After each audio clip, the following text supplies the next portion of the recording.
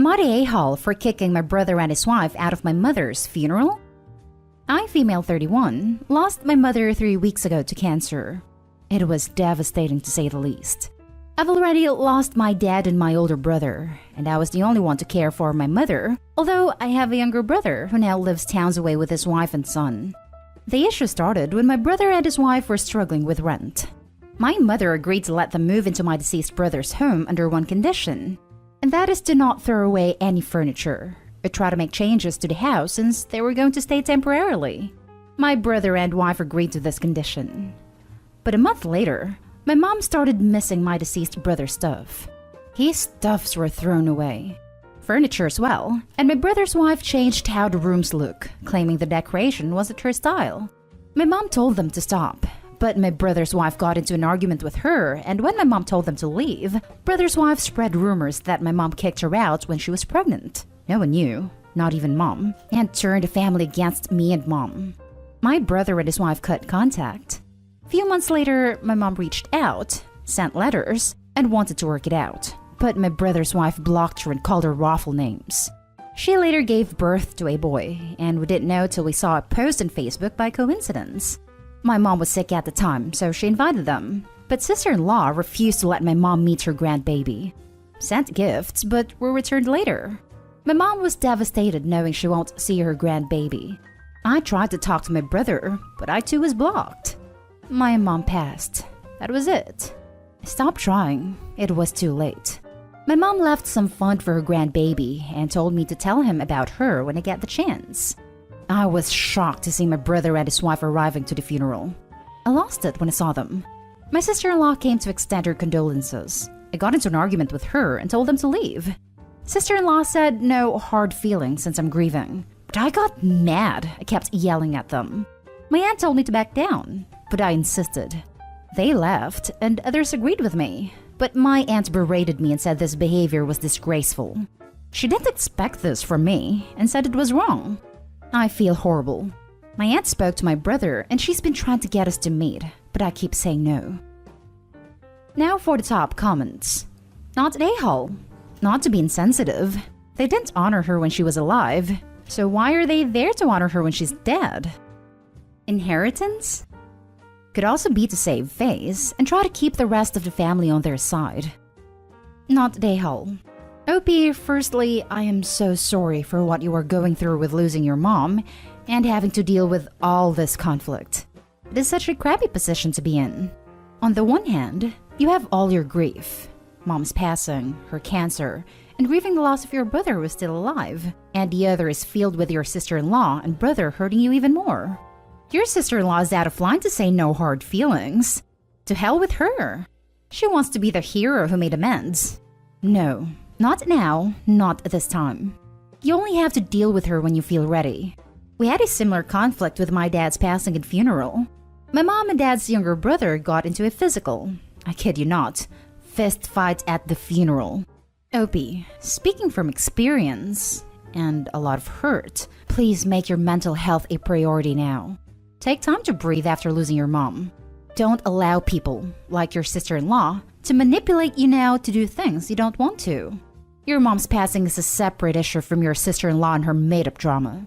Don't let them use "this is what mom would have wanted" as leverage to get what they want. They cannot speak on her behalf. All the best, OP. If you need someone to process this with, you're more than welcome to reach out to me. I listen without judgment, as I've been where you are now. It's a horrible place. Not an a-hole. Your brother might be grieving, but he wasn't there for your mom while she was alive. It really hurts her and your family. Not an a-hole. I wouldn't be surprised if sister-in-law only came because she expected to get something. Nevertheless, I wouldn't even mention the money your mother left their son until he reaches 18.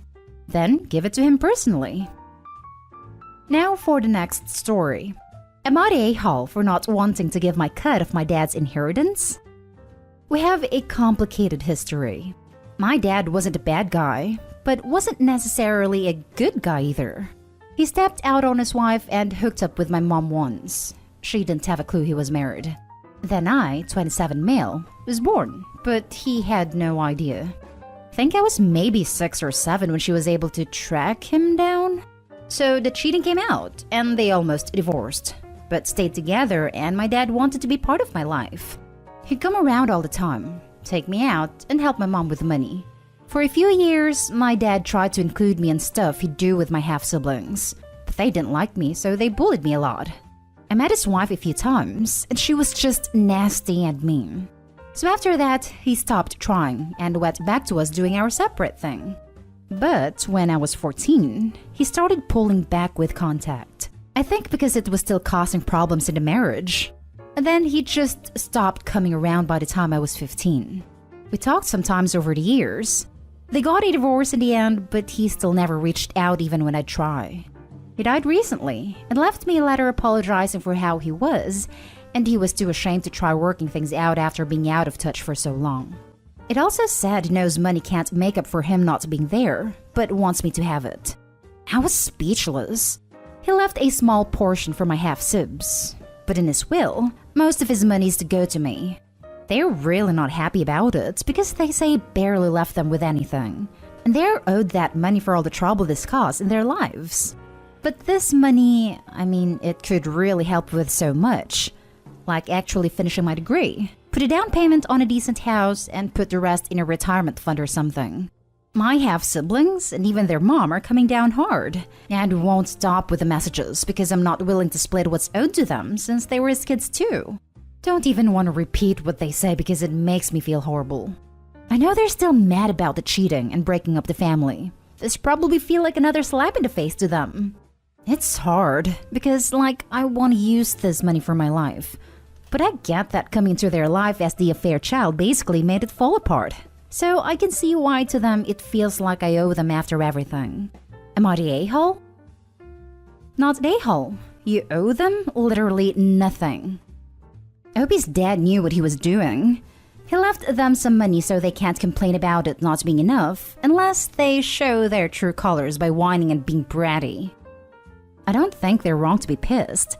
Their dad cheats on their mom and ultimately they get divorced. And then the cheating dad leaves his inheritance to the kid conceived by dad?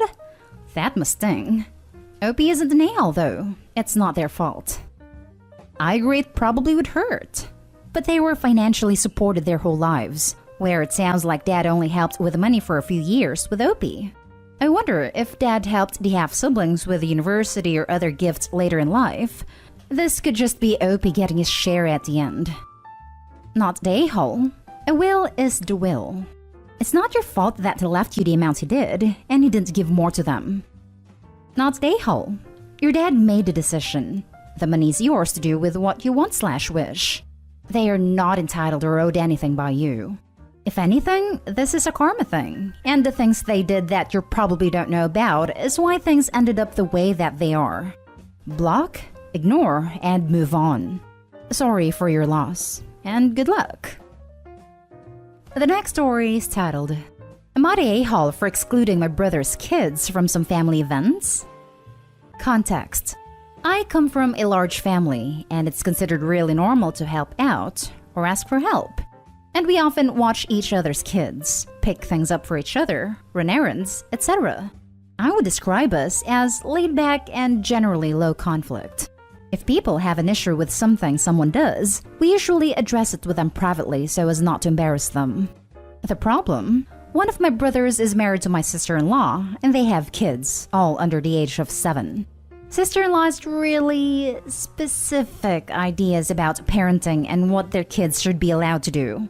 She expects us to abide by her rules when her kids are at other family members' houses with the rest of the cousins. If the rules aren't followed, she doesn't say anything directly, but instead sends an email to the person with clear instructions on what they did wrong. The emails read like something from a boss. This happened a number of times over the years, but an event that happened last fall caused the current issues. During COVID, my mom has been babysitting the kids in our pod during the day and helping them with virtual school. Often there are 5+ kids there at a time. One of sister-in-law's rules is that her kids cannot have any food with dyes in it. No allergies, it is a general health thing. My mom forgot and gave one of her kids a popsicle during the day because everyone else was having one. The child was eating it when sister-in-law picked them up, And while she didn't say anything at the time, it was clear she was upset. My mom then received an email that began, "Per our recent discussion, it was my understanding that you understood that child cannot have food with dyes in it." It then contained bullet points suggesting how she could improve. My mother was really insulted. In addition, sister-in-law carbon copied my dad. He went to their house to speak with them, and sister-in-law apologized for her communication style, but pushed back on the dye thing and wanted an apology from my mom. My mom apologized, but also no longer watches their kids regularly by her own choice. Ever since that happened, everyone is pretty cautious around them and their kids. If we are doing something that might violate her rules, we don't invite them. This is honestly most things we do because the stuff she bans, exposure to any form of violence, refined sugar, dyes, yelling, playground equipment above 5 feet, etc., are not things we have issues with, within reason, with our own kids. Recently, my brother asked me and my other siblings about it, and we were honest. We feel like we are walking on eggshells around them. He says she communicates about serious topics through email because of her anxiety disorder. He defends her behavior's mama bear tendencies and thinks we can slowly help her by being patient. We refused. Are we the a-holes for excluding my nieces/nephews? When we have big family get-togethers again, they will always be invited, but not always for other stuff. Edit. Also, just to say, my sister-in-law is often really fun/pleasant. It is really just a parenting issue that she is so controlling about. We never had issues with her before they had kids. Now for the top comments. Not the a-hole. Your brother-in-law is pulling a bait and switch. The issue is not her emails. The issue is her desire to control every single factor in her children's environment because of her anxiety. It's her responsibility to deal with her issues in therapy, and it's not your family's job to help her by being patient. Her husband should be encouraging her to get therapy instead of enabling her. If she has an issue with the food served, she should provide snacks for her children. If she has an issue with the style of play, she should find her own childcare instead of insisting everyone cater to her. Every word of this, she's essentially holding the rest of the family hostage. She's also setting her kids up to go absolutely berserk when they get older. It's well known that overly stifling kids usually leads to a commensurate level of rebellion in the teenage and college years. She may mean well, but she's doing real damage. Not the a-hole. People are entitled to raise their kids how they like, but cannot expect everyone to voluntarily make their lives annoying. Also, a lot of food dyes are natural. Cyanide is all natural too. Not the a-hole. Mama Anxiety Bear needs to go hibernate in cotton wool world because the way she's trying to shelter her kids is unrealistic and will backfire on her one day. I pity these children. Unless you find a coven of other like-minded parents, her kids are going to be incredibly lonely and isolated. Then, when they are finally allowed out into the real world, all hell is going to break loose. Now for the last story. Am I the a-hole for talking to my parents about getting a lock to keep my brother and his wife from going in my room without permission? So for a little context, I, 21 female, am still having to live at home with my parents due to COVID messing up my plans for moving out. My parents are happy to still have me at home, and I'm okay living with them till I can earn enough money to move out. One of my brothers, 26 male, and his wife, 26 female, tend to visit us a lot, which I don't mind.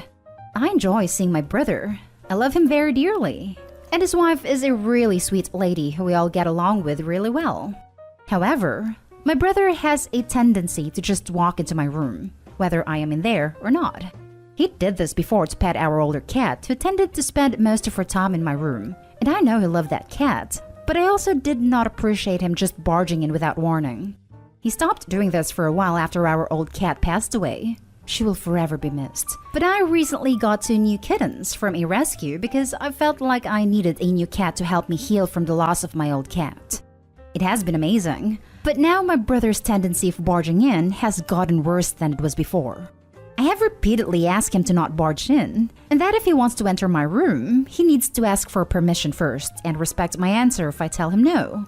He always says sure or okay, but it is clearly in a very dismissive way. His wife will always follow him after getting an ice cream bar from our freezer and just sit on my bed with him eating. It has been 6 months of this routine by now, and I am sick of it. My room is my space to be on my own and recharge and for privacy, and they continually disrespect that. I got fed up this weekend when I was trying to get ready for a date with my boyfriend, and they just barged into my room to pet the kittens who were in there with me. I asked him to please leave and that I was trying to get ready, and he said that since I'm putting makeup on in the bathroom, why don't I just change in there too? And that he wants to pet the kittens.